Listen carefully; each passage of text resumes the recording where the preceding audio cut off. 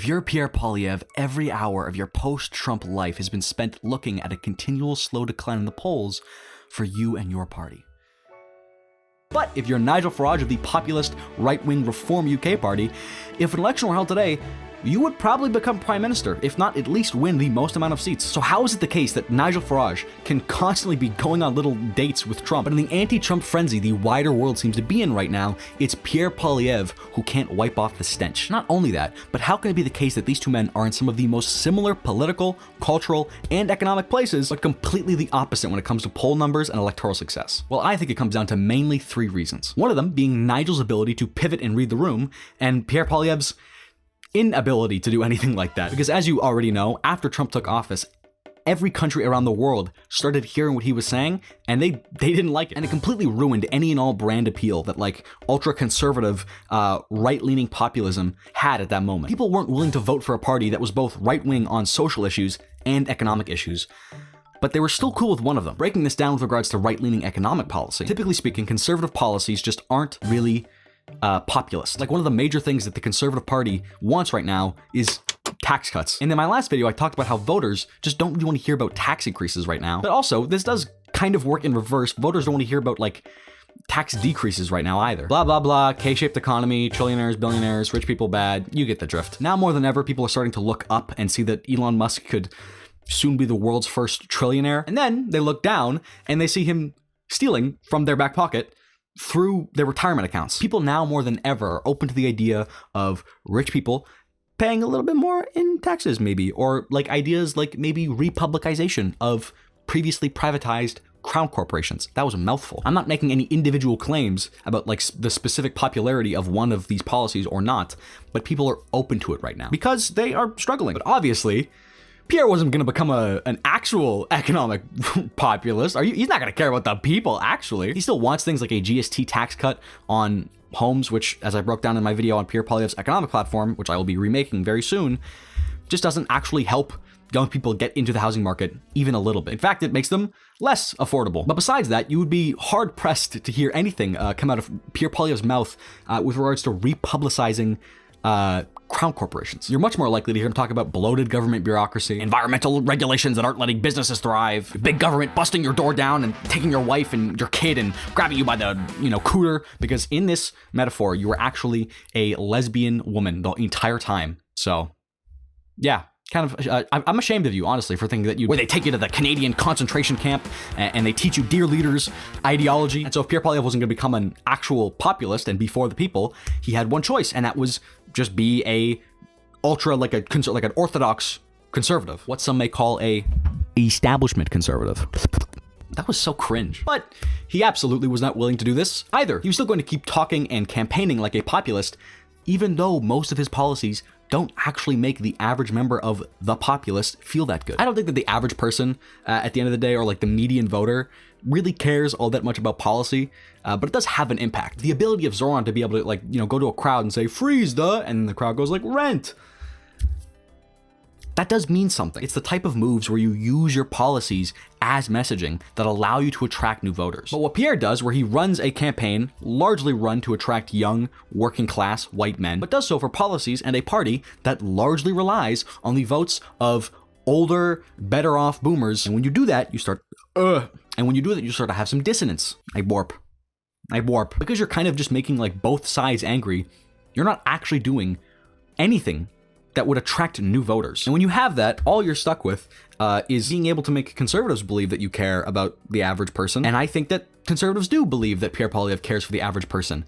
But my guess is that if you polled other Canadians on whether they think Pierre Poilievre cares about the average person, they would say no, he does not. I'm not saying that voters are like knowledgeable on the topic of like populist policies versus like classical country club conservative messaging. I'm just saying that there was a reason that the Social Credit Party existed for as long as it did and dominated in the often forgotten western part of Canada for like a good 5 seconds. I'm saying that the type of person who he is trying to get with his messaging doesn't fit like the profile of someone who he was trying to get with his policies. And if there's one thing for certain in politics, you do have to pick a lane. That's the one thing you have to do. Either be a progressive conservative, where you're left-leaning on social issues, but right-leaning on economic issues, or a social credit politician, where you are economically left-leaning and populist, but still right-leaning on social issues. But you can't be both, because they are dichotomies. They are opposites. Nigel Farage has noticed this incredibly well, and ever since the election of Donald Trump, has shifted slightly to the left. Not on social issues, though. I can't imagine he's going to be doing a press conference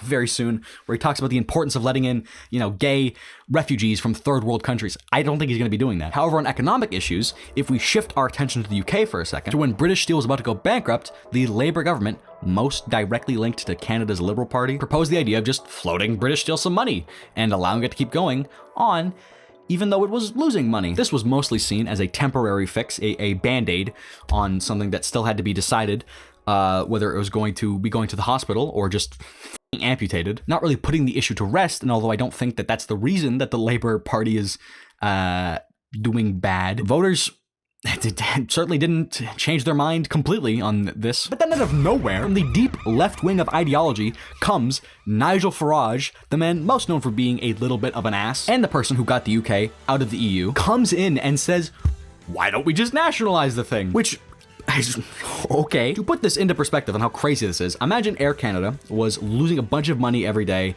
and they were risking going bankrupt. And so the Liberal government just started floating them some cash so that they would not go bankrupt. And then Maxime Bernier crawls out of his tube and lambasts the Liberal government on how they didn't just own the thing. They didn't just buy out the thing. Like, okay, yeah, why not? Yeah, thank you. And it was this like completely decisive, all right then, I'll love that one. That like when it came to having to pick between the two dichotomies I've started explaining through this point, that had a little bit of young people actually start to like him a little bit, slightly.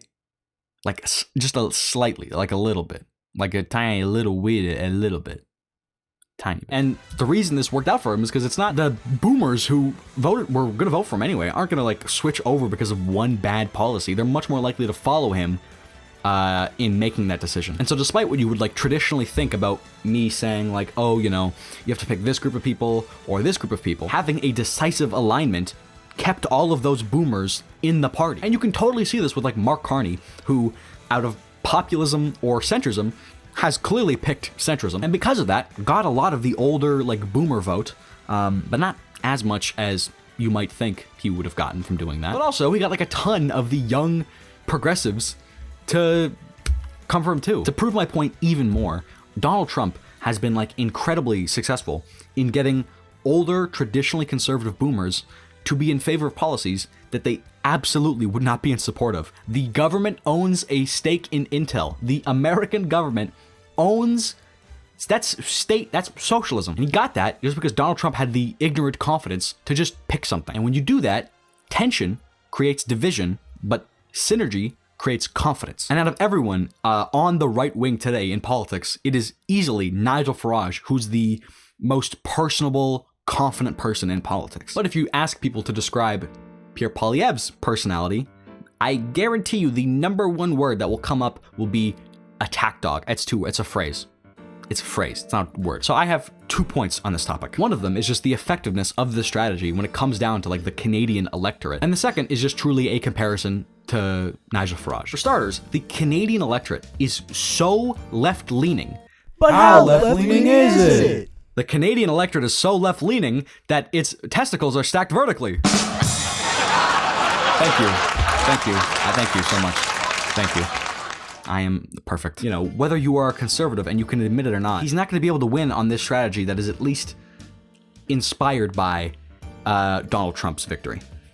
I was doing the Kevin O'Leary thing. You stay put. Trump's strategy is good for like mobilizing the base and getting every single person who agrees with you to go and vote. And when the Electoral College favors Republicans, and there is just a lot of them, it makes it really easy to win an election on that strategy, even if the majority of people despise you. But this is Canada, god damn it, where every one of its citizens wakes up and thinks the Trudeaus haven't had a good Caribbean vacation in a while, and works their ass off to make sure that they can double their payment to the CRA this year. God bless them. I'm not saying you can't be mean to the Prime Minister. I'm not, and I'm not saying that you can't criticize the people who are in charge.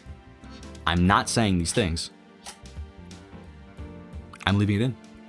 I will leave it in. But the way he is doing so clearly isn't working right now. I think it's very fair to say. With Pierre Poilievre constantly being an attack dog, it does turn off so many voters. Not only does it turn off like a lot of voters, but when you're doing it so much, it does actually just like bring down the effectiveness of doing something like that. Please take this into consideration, by the way. If a person never comes out against a party, you should take that. You should think about that for a second, okay? I will come out against the Liberal Party anytime they do something I don't like. I don't like some of those security bills they have going on there. I hate the internet security bill that's like forcing VPNs to leave. That's right up my alley. I hate that. One of the things that NDP supporters like to say about my newest video is that the NDP, they gotta fight more. They gotta fight more. They just need to be fighting more. They should fight. And Pierre Poilievre recently had a speech where he said, they say that we should just join the club, accept the status quo, blend in. But that would mean leaving behind the 8.3 million Canadians, the record-smashing 8.3 million Canadians who voted for us. They voted for us to fight for them. And some people have accused me of being a fighter. But that's because some things are actually worth fighting for. And this would be correct. Some things are worth fighting for. I agree with that. By the way, even in the NDP subreddit, they compared me telling Avi Lewis not to go after random people on the street to Tim Walz being told to stop making JD Vance couch jokes. And my response to this was, are you dumb? And my very respectful response to this was that the NDP should pick its battles carefully. And when it does, it shouldn't pull any punches. It should just go for it. Bro, I even had someone say like, oh, but one of the big moments for the NDP was when like Jagmeet Singh fought back against that one guy who was hurling racist harassment at him. Okay. But that extensive long argument I would give to NDP supporters of pick your battles wisely, and then when you do, don't pull back punches, would be the same advice I would give to Pierre Poilievre. You should pick your battles. It should not be the case that you have new stuff to rag on the Liberals for every day. That's not the case. That is not the case. Objectively speaking, that's not the case. And I'm sorry, but criticizing Mark Carney on like trade disputes or calling him like dumb or stupid or like incompetent on this matter, on this issue, is just maybe one of the dumbest strategies ever. It's just really stupid. If you're a conservative voter right now, hear me say this. Can you imagine how based it would be to have Pierre constantly talking about how the Liberals are bad, how Mark Carney is bad, right? Whatever. All of that, and then a new day comes, and everyone comes into Parliament. Pierre Poilievre remains silent for the whole thing. Eventually, out of nowhere, the topic of the US-Canada trade war comes up, and Pierre finally stands up to talk and says, the only thing I want to say to the Prime Minister on this issue is, Mr. Prime Minister, go give him hell. And like sits back down. I'm sorry. That moment it'd be just so cool. It would be cool. It would be really cool. All right. And the Conservatives would surge in the polls. And if you disagree with me, you're wrong. It would be sick to see that. All right. Everyone likes to see something like that where just parties come together. Fuck that guy. All right. We are chill. I hate him. This goes into one of the benefits of saving your fighting moments for things that actually matter. The reason what I said just works so well is because when you have a positive moment like that, they're so rare that they hit so much harder. And if you're a really positive person and you've got rare moments where you're really feisty, they hit so much harder, okay? Your mom yells, you're fine. Dad yells, you're fine, okay? It's the difference between those two things. This moment after the Tumbler Ridge school shooting was one incredibly sad for the nation. And also, too, probably did do more to boost Pierre Poilievre's poll numbers than anything else he's ever said in the past year. If I'm being honest, making sure you pick your battles and never, ever, ever attacking the Liberals when it comes to an issue that could be seen as like a national cause is probably like the baseline. That's like the bare minimum, bro. It's like just the most basic PR training and something that Nigel Farage just like has down pat. One of the reasons he doesn't ever seem like he is cheering for the opposition when it comes to trade with the United Kingdom is, but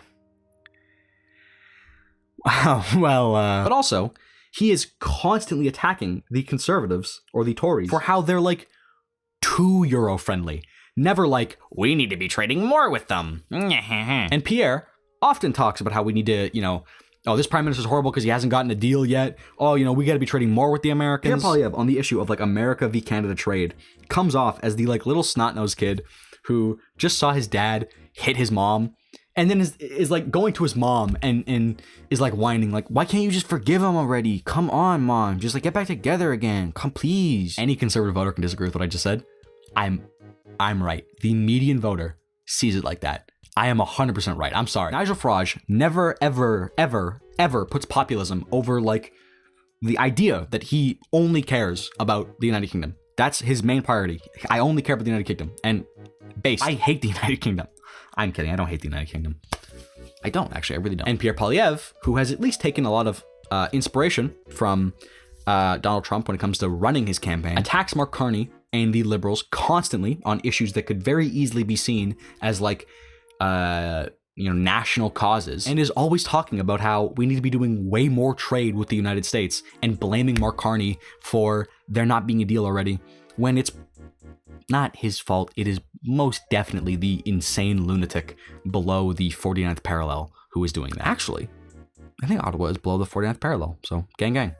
Mark Carney is also the lunatic below the 49th parallel. Nigel Farage is also just a person who is kind of hilarious and you would be more willing to have a pint with. He's got more experience smiling because Pierre, you got to stop doing that, man.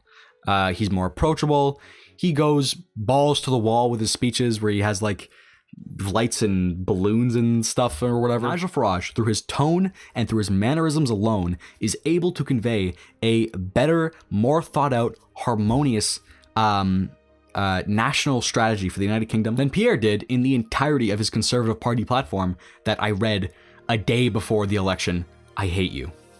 I'll never forgive him for that. I had to make that video so quickly. But of course, when looking at things like the grand national strategy you might have, you do need to look at the nation on a grand scale. And if you do this, you might just realize I have been lying to you. I've been lying to you. You see, it isn't actually the case that Nigel Farage has like none of the problems that Pierre Poilievre has. One of the biggest things that Pierre Poilievre is facing right now is a very, very, very high floor, but a very, very, very low ceiling. So many people like Poilievre, and even more people hate him. And the same goes for Nigel Farage. Although he has been on the rise for the longest time, he is slowly starting to dip. He's trying desperately to win over more Labour, more like populist voters. But if this is happening, it is definitely not happening at a fast enough pace. One of the best strategies of Trump and Farage and even, Steve Bannon with Trump is the idea that it's easier to get a voter to hate a candidate than to like the other one. But of course, it's also so much harder to get a voter who is, constantly seeing you dissing the guy they had liked or potentially even planned on voting for, to after so long be like, you know what? The guy I absolutely hate is actually right. That's not going to happen. Although now would be the time to make a play for Labour voters. Jesus Christ. But as Nigel Farage slowly tries to make plays for different types of voters, slowly but surely he is losing ground to an even more far-right party. And that support is going to Restore UK, a party founded by a previous member of the right-leaning party that fell out after a Wait a minute. Where have I seen this before? Slowly but surely, this is the party that is taking over the right-wing populist space in the United Kingdom. And so even if Reform UK does continue to stay winning in the polls, they're probably capped around 30%, which when you think of it, actually, doesn't really sound like the most excruciating lead of all time. But the Conservatives were in a decade for an office. Yes, bro. The Conservatives were in office for a decade, and they completely ruined their economy for just no reason. Me personally, I can't imagine looking at public bond markets pricing your debt at a interest rate that is actually lower than inflation, meaning it is free to borrow. It's ideal to borrow money. And then think we should do austerity right now. That's, I think, what we need to do for this country. So the Conservatives have no chance. It doesn't help that their leader is a joke, but they're done for. Keir Starmer has the charisma of a man who just anxiously molested you and has the same plastered on skin as Pierre Poilievre, so they're also not going to be doing too well. And that's what being a parent means. And for me, for my two kids, all I've ever wanted, hand on heart, is for them to be safe and for them to be happy. And the rest is up to them. The Lib Dems are just happy to be there, and although the Greens are starting to rise, I think that any party with a green color scheme is just doomed to fail. So they're done for too. And so to say that Nigel Farage has like only been succeeding because, you know, everyone else is doing horrible isn't the most fair. He has successfully converted a single issue Brexit party to an incredibly well-organized movement. But also, one of the reasons he's succeeding in the UK is because everyone else is just doing so horribly. And in that sense, the situations just aren't actually really all that similar, like I was talking about in the intro. I'm not trying to downplay any suffering that the Canadian people are experiencing right now, but also, as much as we like to talk about the lost Liberal decade, we still have a few spots to drop if we're going to be as bad as the United Kingdom. It's just so much better. Having a lower interest rate on our debt, having a higher GDP per capita, having a growth rate that is roughly double the UK's, and probably a slightly better healthcare system and a slightly better handle on affordability means that right-leaning populism just is harder in this country. Nigel Farage has basically taken the equivalent of the People's Party of Canada to become the new Conservative Party in the United Kingdom. However, whether he will be able to parlay that into a win is a completely different story. Not only that, but Nigel just also has like so many more ways into the prime ministership. There is two other right-leaning parties, a solidly right conservative party, and then the Lib Dems, which are probably like they're like a little itty-bitty right-leaning probably. While Pierre has absolutely no one besides his own MPs, and sometimes he doesn't even have that, okay? However, he does at least have the sense to hear me out when I say, shout out to all the members on the screen right now that you are seeing. Shout out to the newest tier 3 member, Ground Jordan, who just decided to become a tier 3 member for no reason. It wasn't even on stream. He just decided to do that. Shout out to you in the comments, please, everyone. I love you, bro. Thank you. If you like my videos and you want to make, you know, it that much more likely that I'll be able to continue making Canadian political videos, then becoming a tier 1 member just costs $3.99 a month. So maybe because I don't know. Yeah. And also, it makes it that much more likely that I'll get to stop doing this sales pitch every video, and I would really like to stop doing that. Besides that, I love you, and join the Discord down below. Mwah. I love you.